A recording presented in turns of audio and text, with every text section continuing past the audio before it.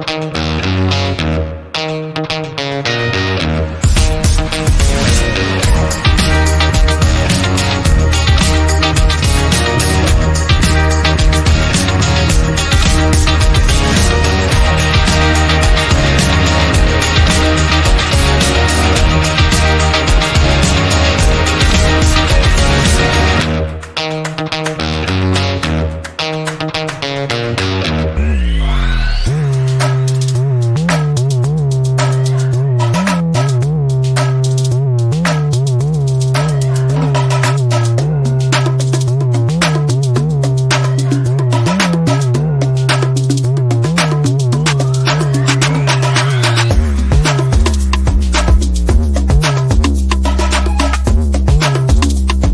Bravemakers Show is hosted by Tony Gaffestone and Christina Jackson. Thanks for tuning in. It's showtime. Y'all, it's showtime with my big A roll of toilet paper and my tea, and I'm not doing great. This is Tony Gaffestone. My pronouns are he, him, his. I've COVID, y'all. I'm in my home studio. I'm a Caucasian man with brown hair and awful, groggy, razor blade fire throat because COVID is real and it sucks, and it's not just like the flu, okay? It's horrible. So today I am not going to be doing as much talking as I normally do. I'm always going to be welcoming my friend and collaborator and the producer of my next film, Christina Ray Jackson, to join and do most of the talking today. So welcome, Christina. That's right. Thank you, Tony. I feel like I have to talk louder today because I will be doing the majority of the talking, or I'm just loud in general. But thank you for welcoming to the show. This is great. It's good to see you.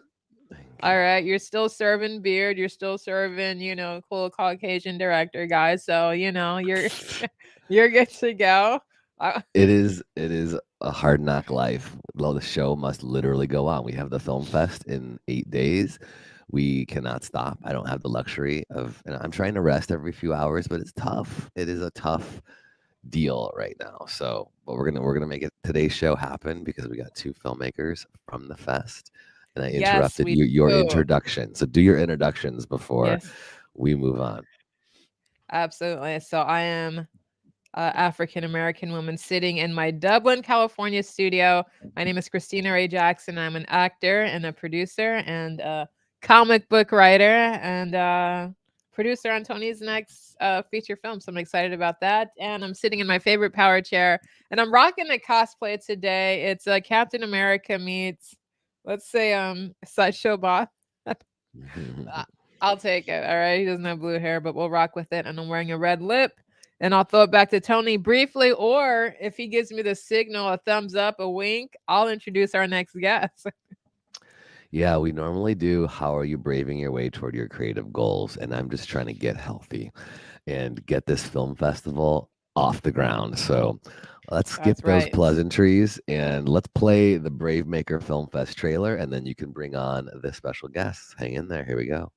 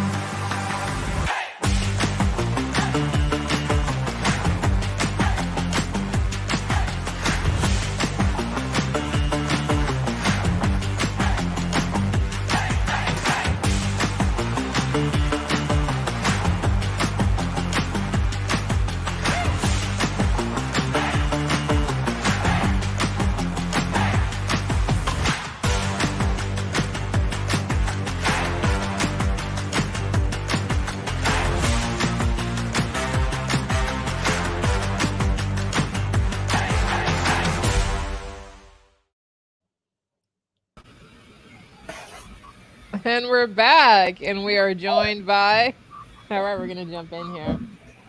We're joined by some amazing directors. We have Edward Young Lee in the house and Damien D. Smith. Welcome to you both. Good to be here. Great. I'm so excited. You guys have some phenomenal films coming up in our film festival. which is next week. We kick it off next Thursday, July 7th. We hope you have all saved the date and got your tickets and you're ready to come party with us. But before we go any further, let's jump in with some visual descriptions and where you're calling from. Let's start with you, Damien. A good visual description and where you calling from today. Visual description of the documentary. Help me out. Of yourself for our visually impaired listeners. We love a quick description. You know what you're wearing, what your studio Now looks like.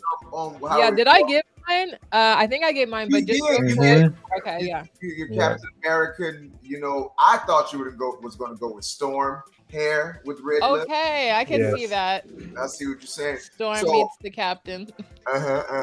Well, I am Damien D. Smith, director of Target St. Louis Volume 1, and my physical descriptor is a black man with a beard and with a gray patch.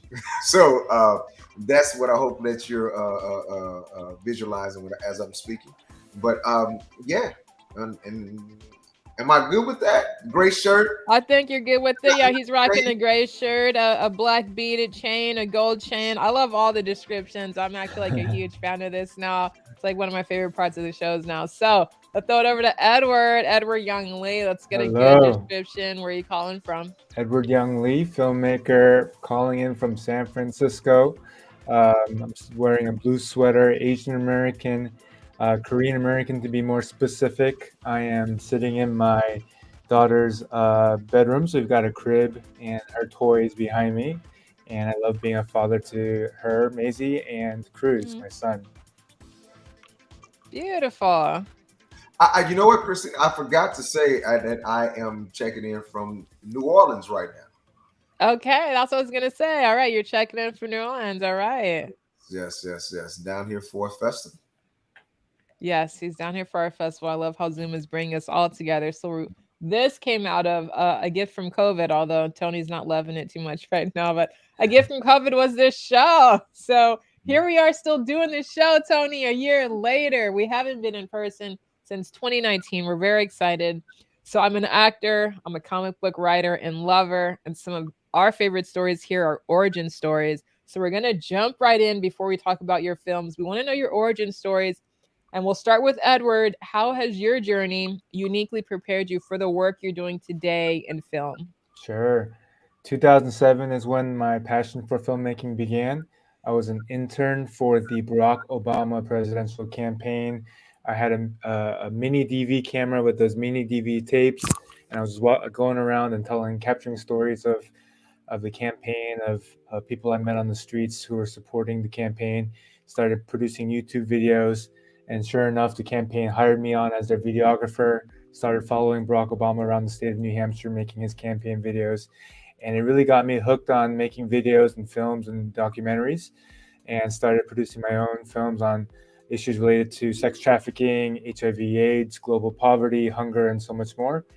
And then about 7 years ago, kind of hit my rock bottom in my own life, my own mental illness and health, and had a radical encounter with God that changed my life. And that's when I decided to use my films for the kingdom of God and telling stories that really kind of shine a light on what he's doing in my life. And so that's how we started 8 Parables, and that's the work that we're doing today, is making short films that glorify God. Edward, that is so beautiful. I love your tenacity, how you got into the film business. So it's safe to say that you are a first generation filmmaker. You don't have any parents, or no one took you under their director's wing and kind of showed you the way. Filmmaking is so incredibly challenging. I'm a first generation filmmaker. So I really appreciate the work you're doing, especially because now you do film in service of everyone, in service of so many communities. So I think that is really beautiful. We didn't get the first part of your origin story. I think I didn't ask, where were you born and raised? I was actually born in Detroit, Michigan, and then raised all over the country. I think I moved 17 times in my life. So I lived all around the country, even abroad for a couple of years. And so I don't really have a home per se, but for now it's San Francisco. Okay, very cool. We're happy to have you out here in the Bay Area. And now, Damien, we're ready for you. We want to hear that origin story. Where were you born and raised? How have your experiences uniquely prepared you for the work you're doing today in film? Well, I was born and raised in St. Louis, Missouri. Oh, Um, wow. yes. From St. Louis, went to New York, and then from New York, I went to LA. So that's my trajectory and how my experiences prepared me to be able to, tell stories. And it's really that journey that I just spoke about. In St. Louis, I was entrenched in advocacy work because of my grandmother and the things that she had me doing when I was a young boy. And then when I moved to New York, I honed my craft and skill set as an actor and a storyteller, and learned, with the grip, G&E, AC, everything below the line and above the line, because I wanted to learn everything about the craft and the business that I'm into, and storytelling, so I can be able to get concept to reality as much as I possibly can. And then from there, I moved to LA, and then LA is where I was. In New York, I was focused on the craft of acting, and as a cinephile, I was a cinephile. When I got to LA, I got even deeper in the behind the scenes of execution, and I directed my first short about that, and I think that's the one that Tony was speaking about, and it was an urban world, and we won the Arts with Impact award with that one because that story centered around mental illness. And and it posed the question, what happens when love is only good for you? And so that was our first story, and the majority of the stories that we tell have a social and civic impact on hopefully people's lives, and shed a light or at least a different perspective on communicating someone's story and resonating with the audience, hopefully. Absolutely. So you both have dramatically different films, but what I'm recognizing is a similarity in the social and civic duty and impact of those films. There are so many different directions you could go in when it comes to filmmaking. I think a lot of people focus on maybe entertainment, but you guys have taken a different direction with your storytelling. It's very intentional. And Edward, you spoke a little bit about your own personal struggles with mental illness and what may have driven you to do the work you're doing. Can you touch a little bit more on the motivation for the storytelling that you're doing today, and then the particular story that you told in Dirty Laundry? What was the motivation for that? Absolutely. Yeah, I believe that storytelling is a beautiful way to shine a light on the, I guess, the brokenness and the pains and the hurts that people are struggling with. And when we do it through storytelling, it brings a lot of hope and joy and redemption to the lives of so many people. And so that's what really inspired my wife, Jan, and I to make this film, Dirty Laundry. We fell in love with the district of Tenderloin in San Francisco. Shout out to Tony and his work with that community as well. And, this is a beautiful community of people that are underserved. A lot of them are struggling with a lot of mental health, drug abuse, homelessness. And so, we wanted to tell a story that raise awareness for this important community. And it's a story of Dylan and Shannon, who bond over their passion to serve the inner city poor by helping them wash their clothes and do laundry. And in the midst of doing that, Dylan and Shannon come to terms with their own personal brokenness and baggage. And these are both films. Oh, yeah, here's a trailer inspired by a true story. That's right.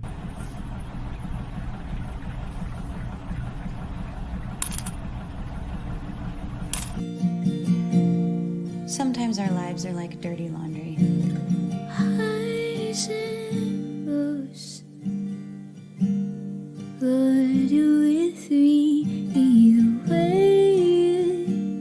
They say you always use cold water when dealing with delicates.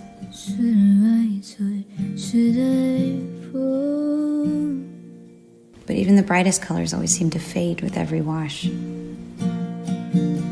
It's easy to show compassion to the broken until you're suffering at the other end of their brokenness.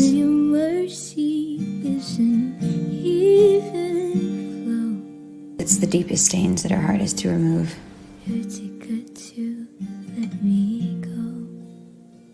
Sometimes those stains are permanent.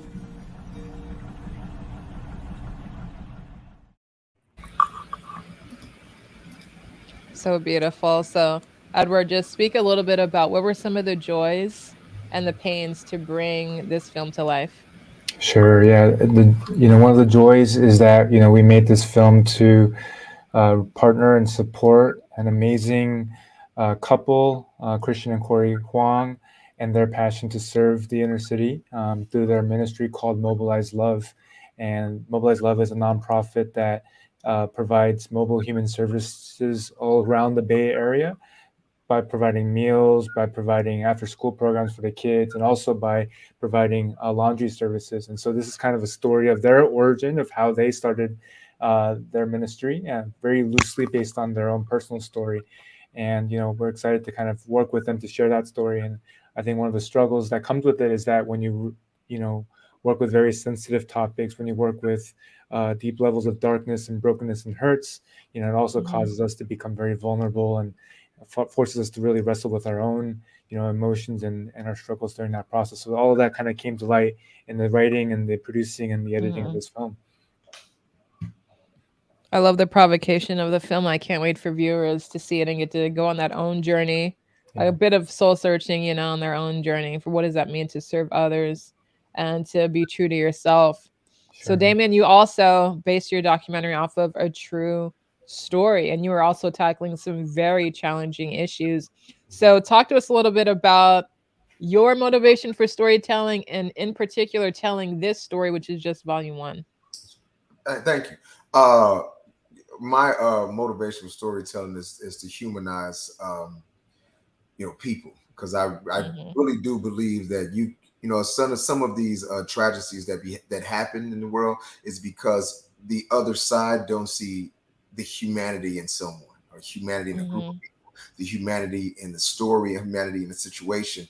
But again, the people is what's most important. So that's why I tell the stories that I tell. So hopefully you have a different perspective and it connects and it resonates with you to, not do what you're doing, or maybe call to action for people that will not allow certain things to continue, or to address. How I came about to this story, and this kind of it ties in, hand in hand. My grandmother, she and I used to communicate with each other through letters. She used to write me letters back in the day. Oh, wow.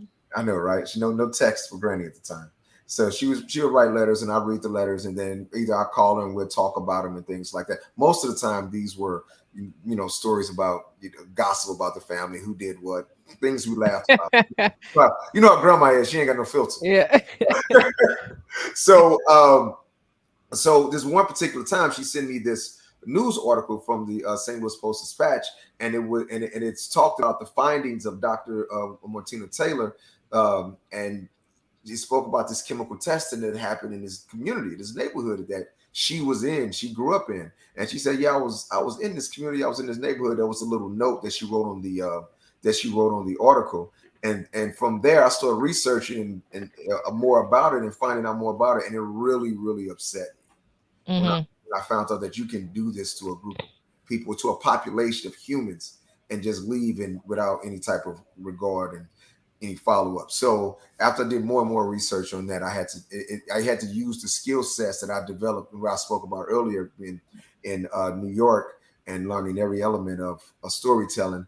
And I wanted to utilize that skill set as a director, and use that to tell the story of these people, and of our people, my people, in particular, civilians, and try to bring some humanity to this situation, because it was hard. Let's watch the trailer for Target St. Louis Volume 1 by Damien D. Smith. This next story is so unbelievable, we didn't think it could possibly be true. Our I-team has learned the United States military conducted secret tests on thousands of people in St. Louis. 10,000 low-income people, and according to research that will go public today, this is where most of the testing happened back in the 50s and 60s. People living at the complex unknowingly inhaled this compound morning, noon, night, so the government could measure its effects on their lungs. And it was for a purpose. In 1953, Congress indemnified private contractors who were connected to human subject studies. A black man from down south would only go to certain locations. There was some strange going on. We had no idea what it was, other than the fact that we were told at some point in time that it was spraying for insects, mosquitoes, and things like that.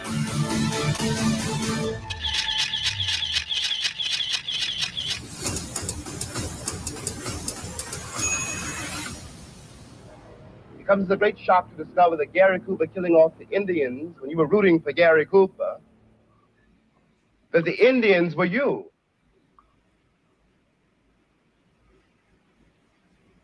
Wow, great soundbite there at the end from James Baldwin. Wow. So that easily one of the most challenging, I want to say, submissions that we received that I watched, but also one of the most powerful.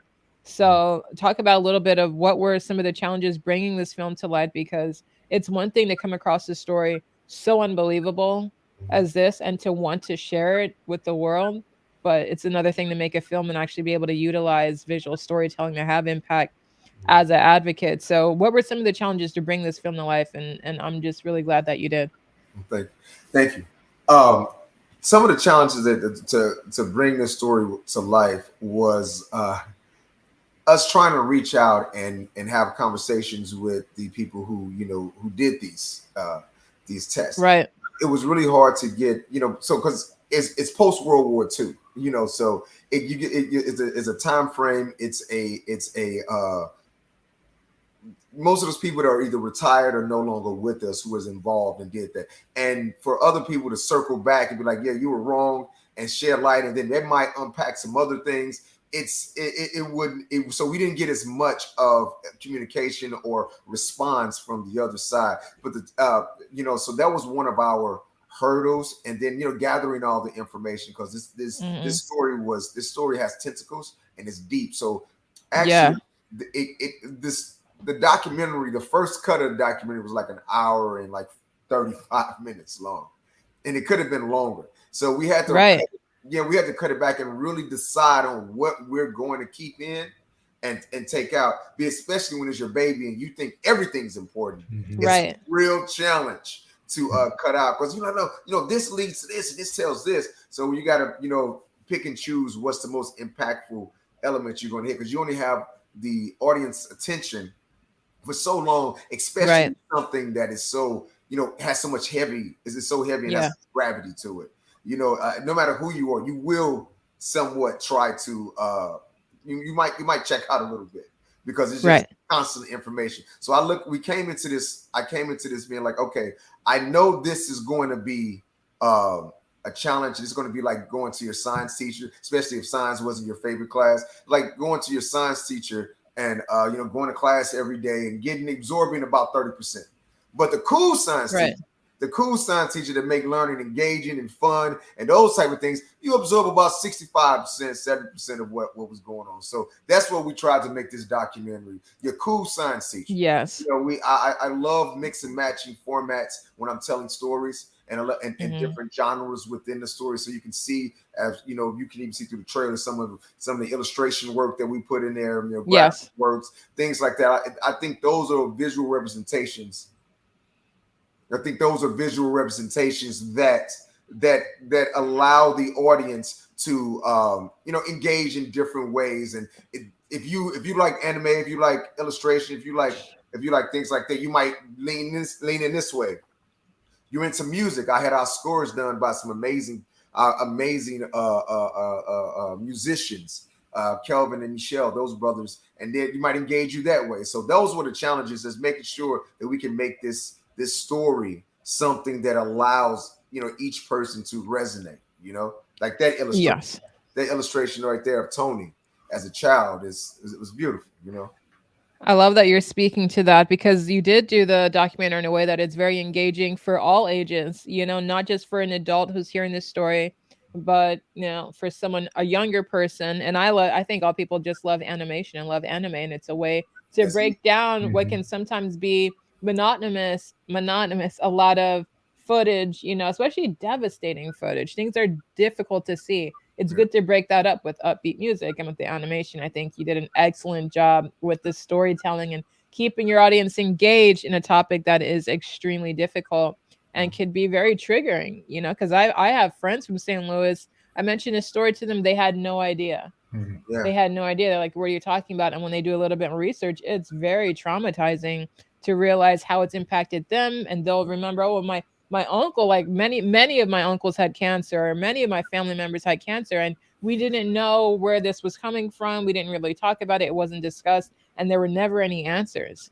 So what you're doing, yeah. So now it's like, now there are answers. So what comes next after a film like this? Like, is there a call to action? How many volumes will there be? What's the plan for your documentary? For this particular documentary, Mhm. Target St. Louis Volume 1, we have teaching toolkits associated with this film as well, and also there have been law review articles that's been written about the documentary as well. So we're using this to educate as much as we can. So that's the goal of this documentary, to educate as many people and as we can, and getting them to inspire them to into action, because that's what, and once you see the documentary, once you see Target St. Louis Volume 1, you start to you see the theme of this, that the people who's giving us, who's sharing their stories with us, no financial windfall that they're waiting for to come. These people were children at this time, and now they're in their 70s, so they've lived their life, the majority of it, and now their main goal is to make sure that this doesn't happen again to the next generation, because these are generational issues as well. Like zinc cadmium sulfide, and some say radiation was also in there. Those signs they can pass down through DNA, especially the radiation. And there are like, if you look at even now, Senator Maria Chappelle Nadal said, if you look at St. Louis and you look at the rate of crime, violent crimes in St. Louis between a particular period, St. Louis has a much higher violent crime rate. St. Louis has it suffers from a lot of ailments that is unexplained. Like, why is it this situation?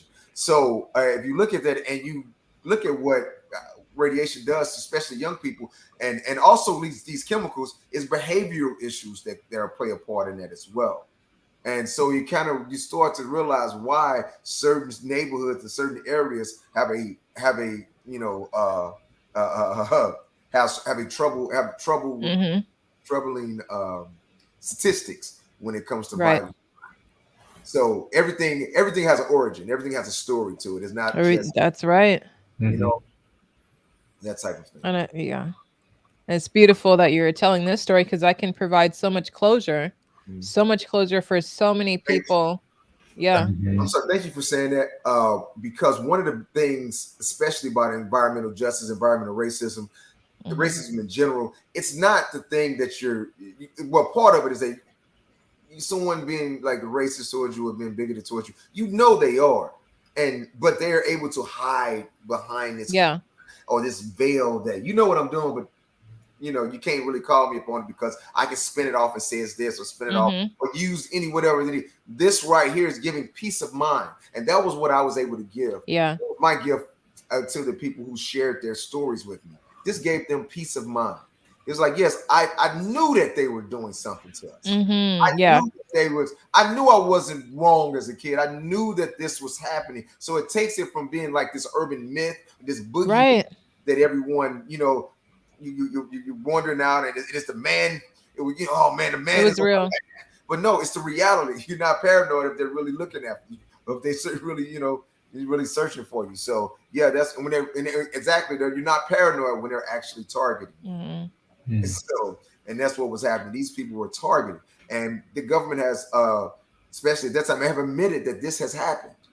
It's not like they have admitted that this has happened. They just haven't admitted to all the chemicals that was using, but they said this was under the guise of a defensive weapon that they were putting together just in case Moscow comes and attack an American city. They can release it's called the aerosol spray study, release a cloud to protect an American city from whatever bombers it might drop if Moscow attacks an American city. But a lot of documents show that they were actually putting together an offensive weapon to attack Moscow if they wanted to, and they used these people as test subjects to develop their warfare. So you said something really important in the beginning, that history will repeat itself. And that's the other just critical part about you sharing your film, and you're making the film festival circuit and you're winning awards. And I'm just so excited and so happy for you. And there's a lot of actors and filmmakers who watch this show. So we would love to know for both of you. And we'll start with Edward, okay? What's next? What's your next project? What are you really excited about? What's bringing you the most joy? Yeah, my wife and I were working on our next short film, which we actually finished filming here in San Francisco. It's a film called Breath, and it's a film about a strained relationship between a father and his son. And that relationship is tested when the son's, I guess, depleting health forces the father to make a life-changing decision. And it really kind of examines what it means to really love someone and what kind of sacrifices we're willing to make. And so that film is actually currently in post-production. Excited to showcase that with the world, hopefully by the end of this year. All right, very exciting. What about you, Damien? What's next for you? So what's next for me right now? I am in New Orleans. I have a documentary, "Free to Be Free." That's how God made us. It helps chronicle the Crown Act, not just the Crown Act, but it tells the story and the social navigation and obstacles that women have to go through just because of the basis of their hair. So that's again, it's in support of getting the Crown Act passed in Louisiana. So this story, we have beautiful women who have shared their stories of things they had to go through. So it's called "Free to Be Free." The love affair is there we go.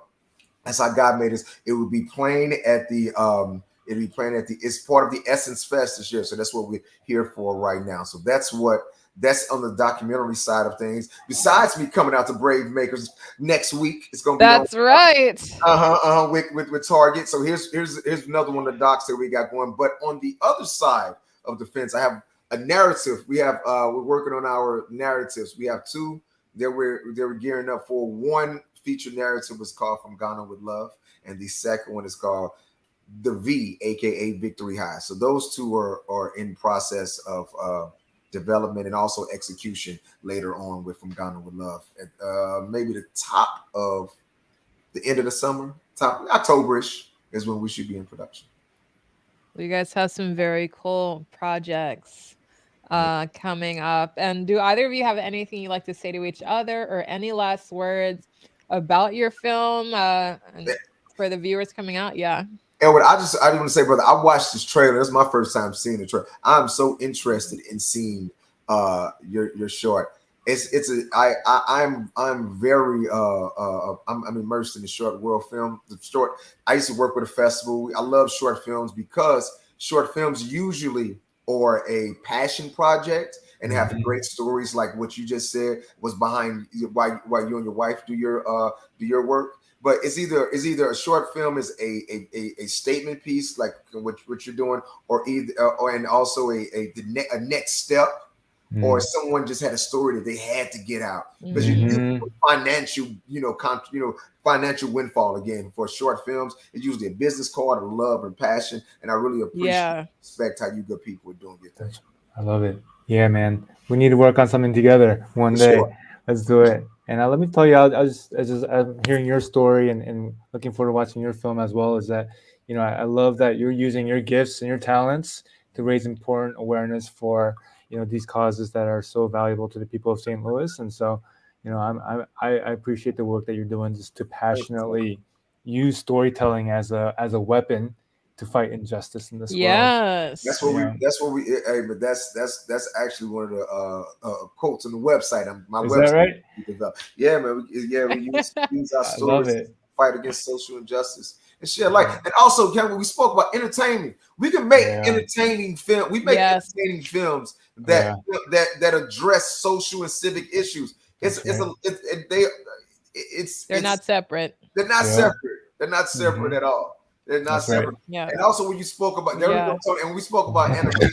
I love how animation allows us to show things that reality will not. Like if you watch Parasite, I don't know if you're into like Parasite, the animated, not the movie, not the film. Just wanted to be clear.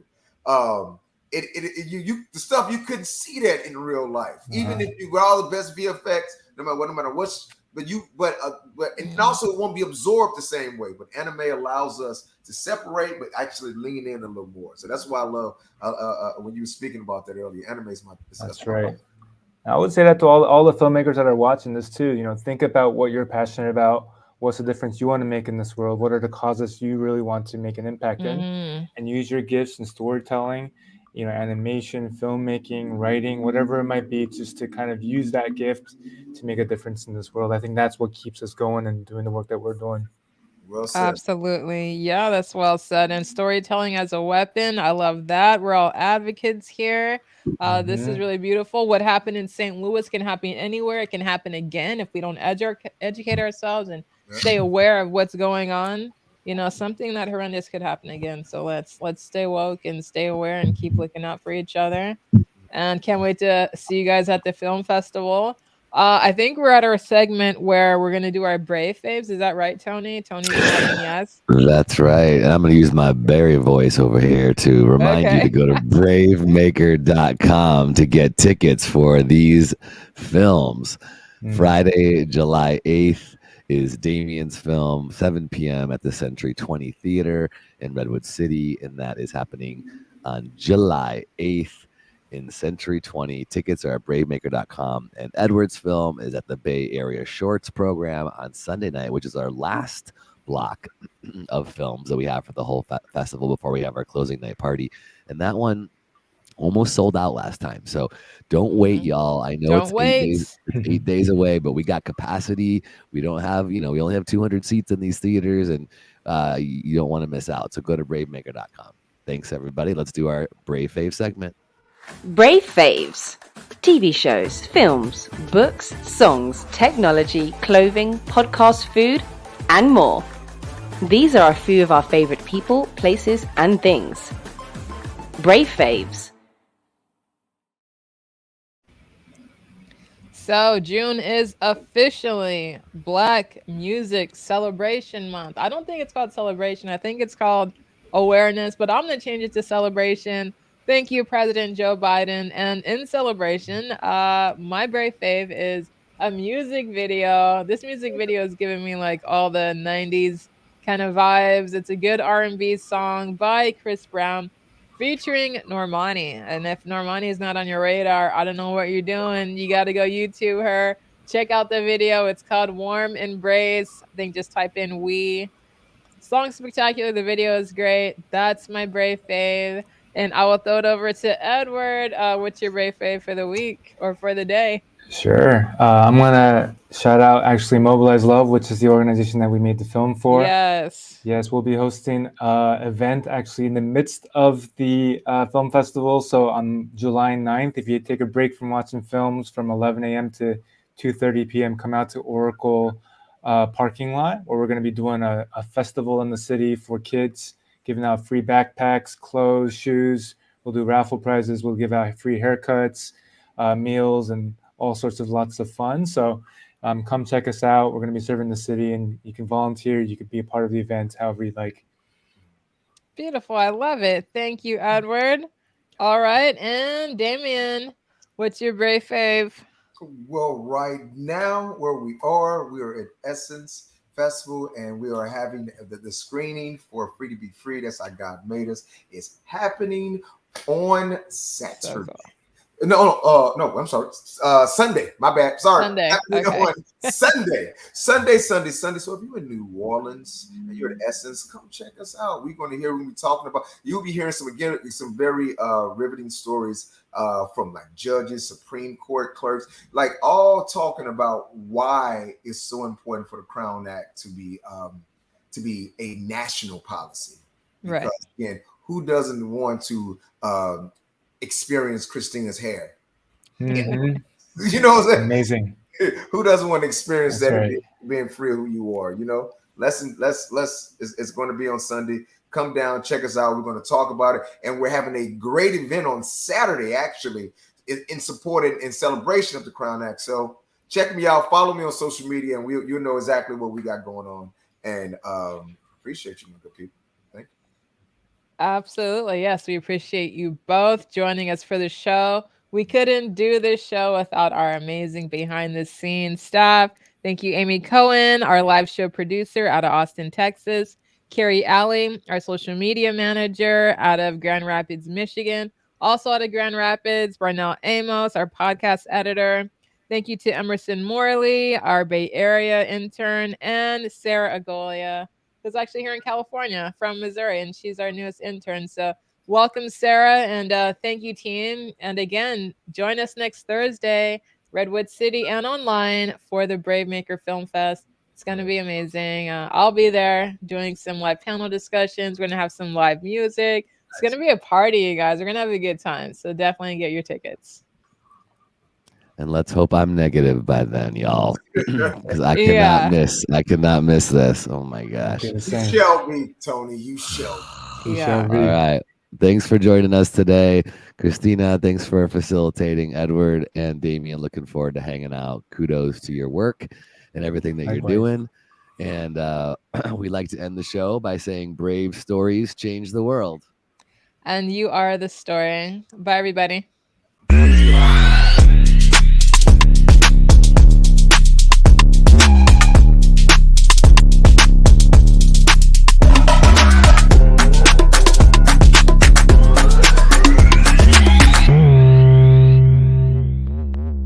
Follow us on Instagram, Twitter, YouTube, and Facebook at bravemaker.org. Like, subscribe, and share. To become a monthly donor, text the word BraveMaker to 44321 or go to bravemaker.com/donate. Thanks for tuning in.